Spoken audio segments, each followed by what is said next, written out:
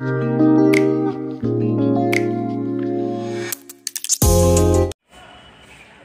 ভেন্ডির এরকম একটা রেসিপি থাকলে ভাত কিংবা রুটি দুটোর সঙ্গে খেতে কিন্তু দারুণ লাগে।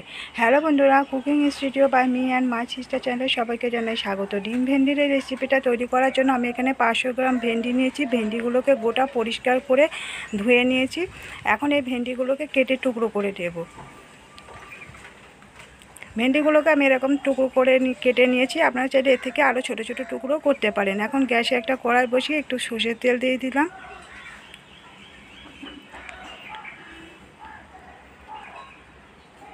তেলটা গরম হয়ে গেছে। এখন এর মধ্যে কেটে রাখা ভেন্ডিগুলোকে দিয়ে দিচ্ছি।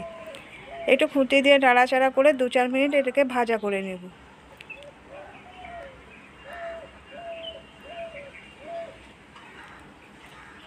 এখন সামান্য একটু নুন দিয়ে দিলাম।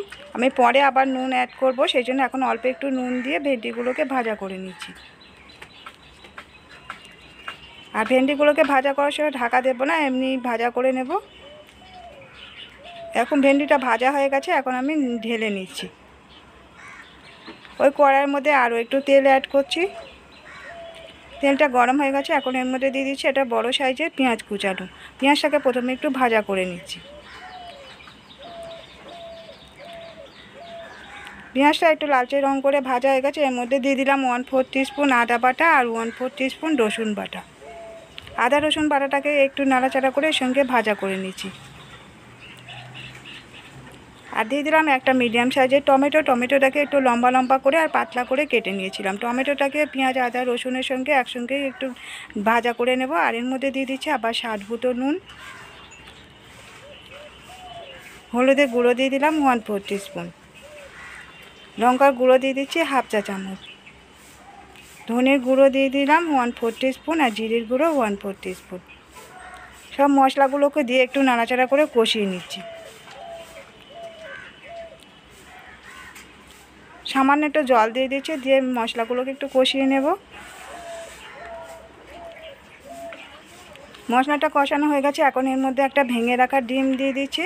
ডিমটাকে দিয়ে সঙ্গে সঙ্গে এরকমভাবে খুন্তি দিয়ে নাড়তে হবে, নাহলে এটা জমাট বেঁধে যেতে পারে। যাতে জমাট না বাঁধে সেই জন্য সঙ্গে সঙ্গে নেড়ে চেড়ে এটাকে একটু ডিমটাকে ভাজা করে নেব।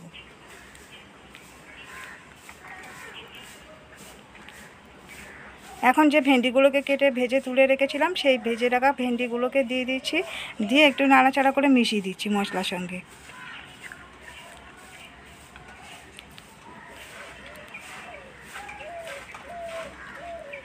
এখন এটাকে ঢাকা দিয়ে দিচ্ছি।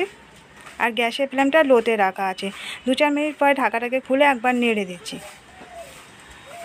একটু নেড়ে দিয়ে আবারও এটাকে ঢাকা চাপা দিয়ে দেবো। দিয়ে এইভাবে ঢাকা চাপা দিয়ে এটা করবো। আমি যেহেতু একটু বড় করে কেটেছি সেই জন্য একটু ঢাকা দিতে লাগলো। আরও এর থেকে আরও ছোটো ছোটো পাতলা করে কাটলে ঢাকা দেওয়ার প্রয়োজন নেই, এটা এমনিই হয়ে যাবে। যেহেতু ভেন্ডি রেসিপি খুব তাড়াতাড়ি হয়ে যায়। তৈরি হয়ে গেছে ডিম ভেন্ডি রেসিপি। আর আজকের রেসিপিটা কেমন লাগলো কমেন্ট করে জানাতে ভুলবেন না। ভালো লাগলে লাইক দিয়ে দেবেন, শেয়ার করে দেবেন এবং সাবস্ক্রাইব করে রাখার রিকোয়েস্ট করছি নতুন বন্ধুদের কাছে। আজকের মতো বিদায় নিচ্ছি, আবার ফিরে আসছি নতুন কোনো রেসিপি নিয়ে। ততক্ষণ সবাই সুস্থ থাকবেন, ভালো থাকবেন।